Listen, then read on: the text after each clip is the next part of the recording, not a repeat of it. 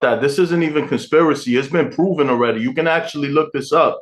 In China, they actually make it so that the things that pop up on their kids' TikToks totally educational and to fucking make them smarter and shit. And it almost makes you think, right? Like we a free country, right? Like we have freedom to all this different information and shit. Is that kind of fucking us up from reaching our full potential? They're pushing it that, them kids are getting smart and everything, but China is still crashing.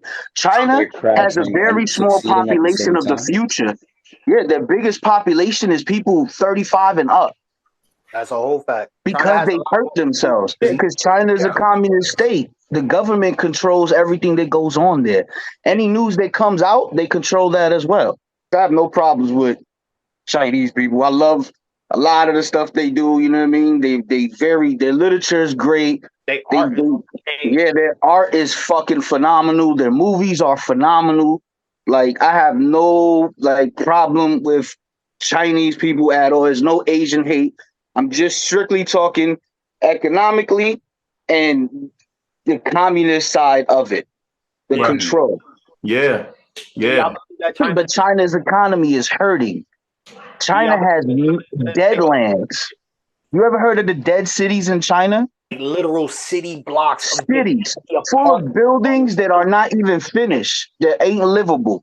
And they keep getting their people to invest in it because people want to own something. But in a communist state, you don't really own anything. The government owns all of it. That's not just in China. Yeah, Cuba. Russia too. Russia has a bunch of empty cities. Mm-hmm. We're not talking Chernobyl and everything. We already know what happened with Chernobyl or whatever. We're talking cities that you can physically go to in Russia and they're just empty. They call them dead cities. China is a decade behind us in technology. Why? Because all China does is steal tech from other countries and try to rework it. So then why is their train system so much better than ours? They rely purely on robotics, and all their robotics they get from Japan. But by doing that, there's a lot of poor people without jobs. There's way more poor people over there.